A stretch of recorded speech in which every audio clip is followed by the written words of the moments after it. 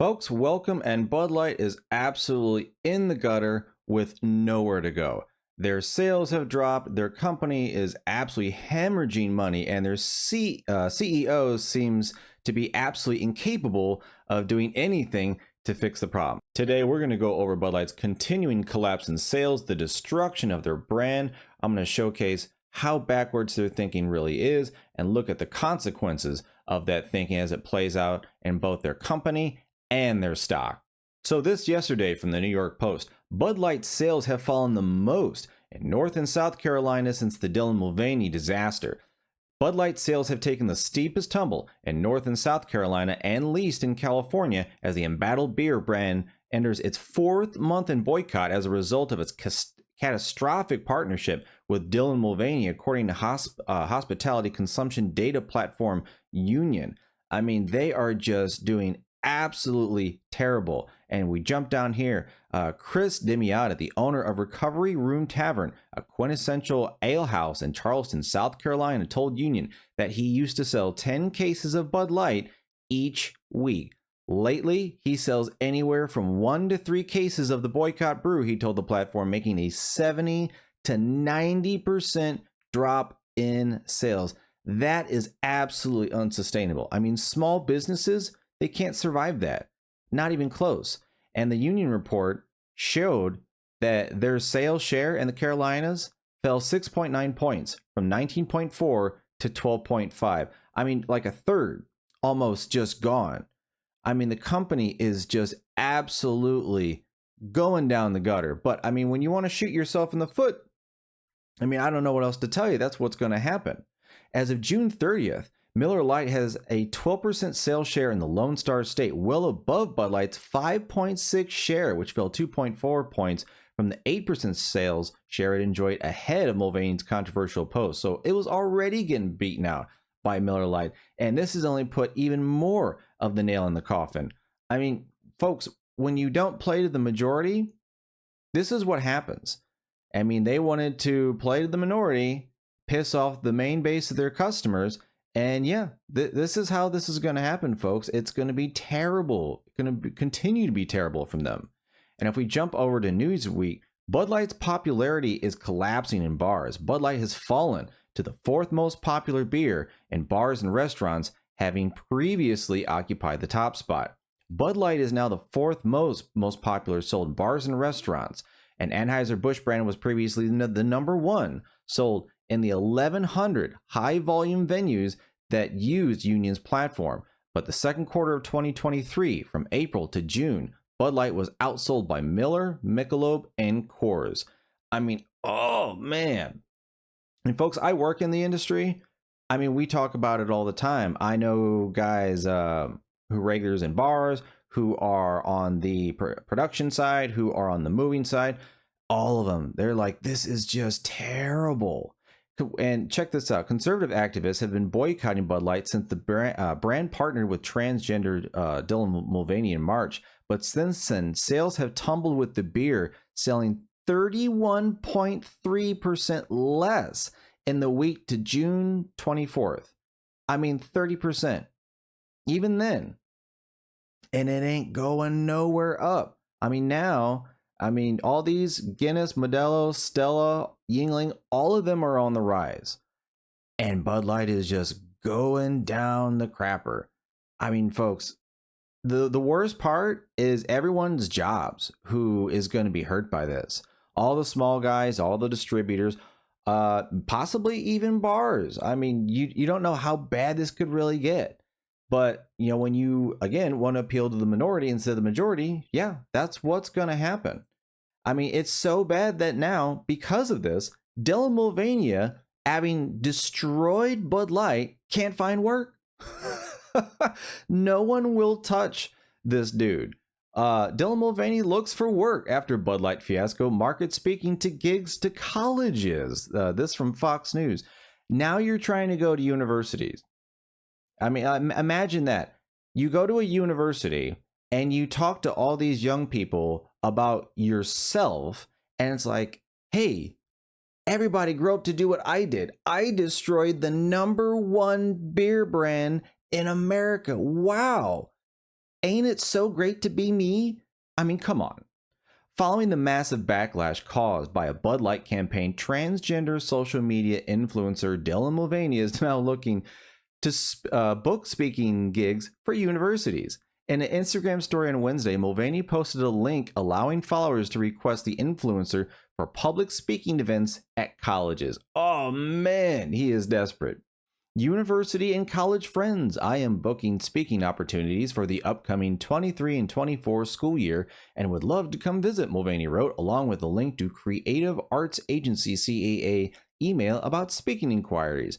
And I'm sure he's going to want a ton of money in order to come. Why? Because, I mean, you got to be really good to destroy the number one beer company. You can't be like any just normal, like I suck. No, I'm the best at it. You got to pay me for that. CAA's website described Mulvaney as a trans actress and content creator, specializing in topics as alphabet advocacy, social media, women's empowerment. Seriously? Women's empowerment. Really? And diversity, equity, and inclusion. Great. All the things that everyone hates. Yay, pay me all sorts of money to come. But, I mean, this is how backwards their thinking is. They thought this was a good idea for their beer brand, in which the majority of their customers don't think like that. I mean, it makes no sense. Absolutely none. A biographer read Dylan Mulvaney is a trans actress and content creator living in Los Angeles, California. He was touring with Broadway's Book of Mormon when the pandemic hit, and he turned to TikTok. Dylan now has a 6 million follower on TikTok, where he highlights his transgender journey in a series titled Days of Girlhood, which has received over 750 million views in less than 100 days. I mean, it's just ridiculous. It's just ridiculous. Girlhood, womanhood, women empowerment. I mean, come on, it's a joke. But that's how backwards this company thinks. And the same people who think like these people also, if you jump over to the Daily Beast, they also want to come at Jason Aldean, because apparently he released a song saying, hey, if you want to burn down cities, if you want to commit crimes and rob, and you want to do all those terrible things, if you come to our small town and do it, you're going to catch some flack. And now he's a racist, he's a modern lynching, he's all of this stuff. Imagine how backwards these people are. The George Floyd riots destroyed more than $2 billion worth of property, the largest civil disaster in American history. That is a fact, according to the insurance companies who had to file those public claims. So they created the largest civil disaster, all of the major cities, robberies, murder, rape, all sorts of things exploded. And if someone says, hey, if you do all that stuff in my small town, we're going to call you a racist and all of these bad things for defending against that. Like, think about how backwards these people are. It makes absolutely no sense. But these are the same people who want to run Bud Light right now. They're the same people. They think along the same lines. But, this is what happens. You destroy everything around you when you don't recognize, like when you can't read the room and realize where you are. It's ridiculous. And these people don't get it. They absolutely don't get it. They live in echo chambers and they don't get how wrong they are. And now that consequence is actually spilling out. This is a local story from clickorlando.com. But absolutely hurts. Florida Governor Ron DeSantis threatens lawsuit after Bud Light stock losses, because now they're starting to throw their weight around as shareholders, because they've got pensions in your company. We've got retirements in your company, and your disastrous decision is now hurting the people of Florida. So Florida Governor Ron DeSantis announced an investigation into InBev, the company behind Bud Light, as the firm's share prices crashed amid a conservative boycott earlier this year. On Thursday evening, DeSantis spoke on Fox News to discuss the issue, saying that his state held a large amount of AB InBev stock in the state's FRS pension fund prior to the crash.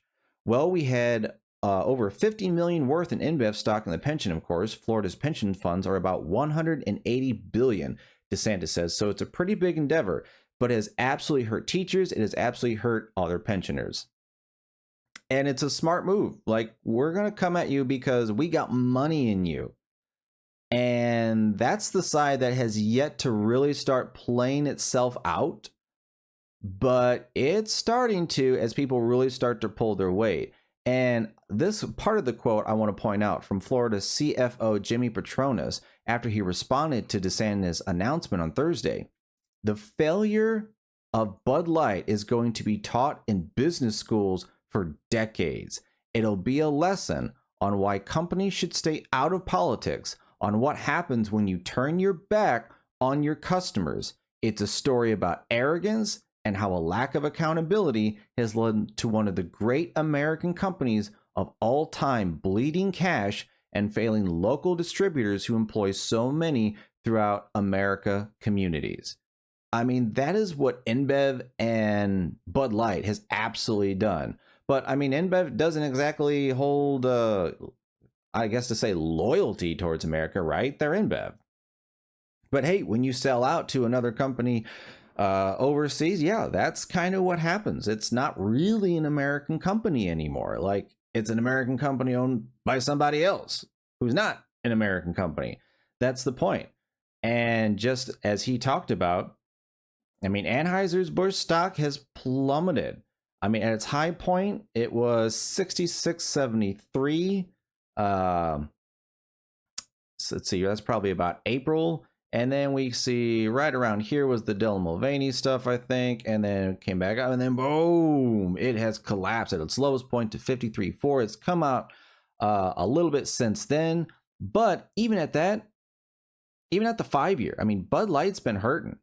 I mean, before 2019, it was 101.75. Now it's 58.61 at its lowest point, 45. Even then, like, it's lost half its value, roughly. I mean, Anheuser-Busch, Bud Light, the whole company, it's not doing good. And now that you've got 20 to 30% at least people just leaving your company, they don't care, they're not going to buy your product. Like I said, I work in the industry.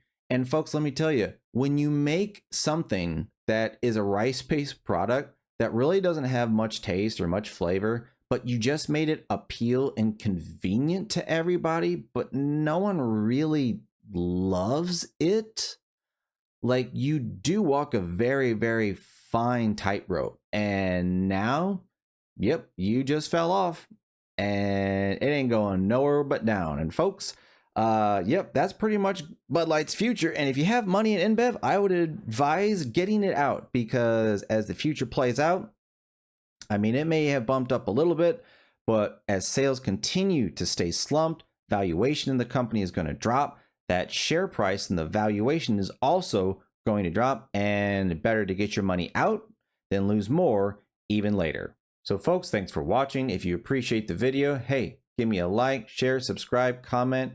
I appreciate it. Take care of your friends, take care of your families, and I'll see you next time.